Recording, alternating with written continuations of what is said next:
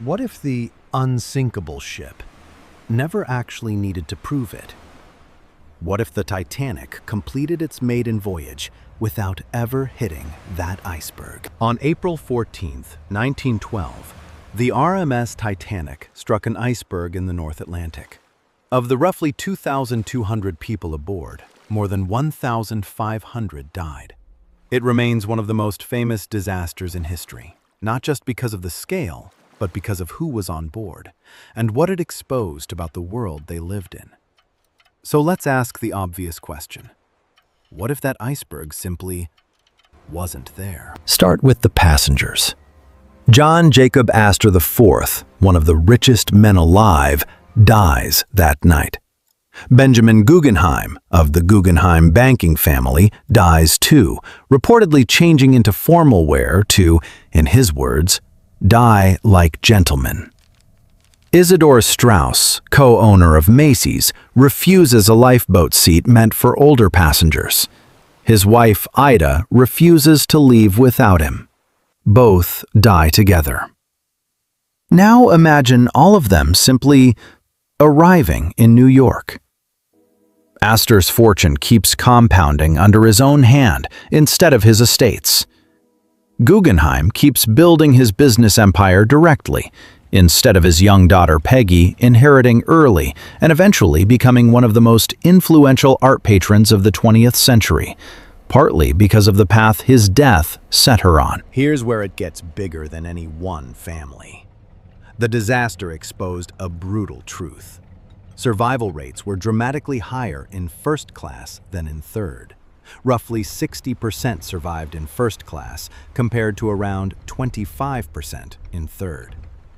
That disparity became a lightning rod for public outrage about class inequality at sea.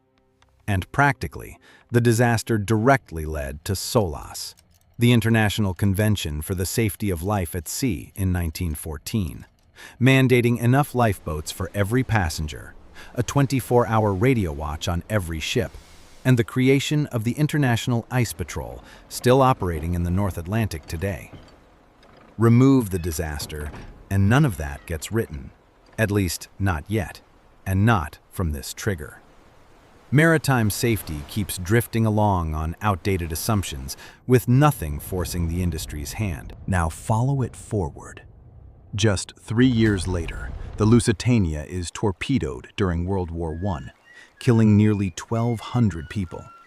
Without Titanic's regulations already in place, it's worth asking how many other disasters in the decades that followed might have been just as deadly, or worse, with slower, smaller-scale reform coming from some other tragedy instead, on some other timeline entirely. And culturally, unsinkable never becomes the go-to metaphor for human overconfidence, a phrase that's been borrowed for everything from failed companies to overhyped technology for over a century since. But here's the twist worth sitting with. Some historians argue the unsinkable label was really a media invention that grew louder after the disaster, not a boast the shipbuilders themselves were making beforehand. Which means the very story that made this disaster so unforgettable, hubris punished by the sea, may have been written by the press after the fact to make sense of a tragedy that was really just human error, bad luck, and not enough lifeboats. If that changed how you think about the unsinkable ship, subscribe now. Lost Timelines finds a new one every week.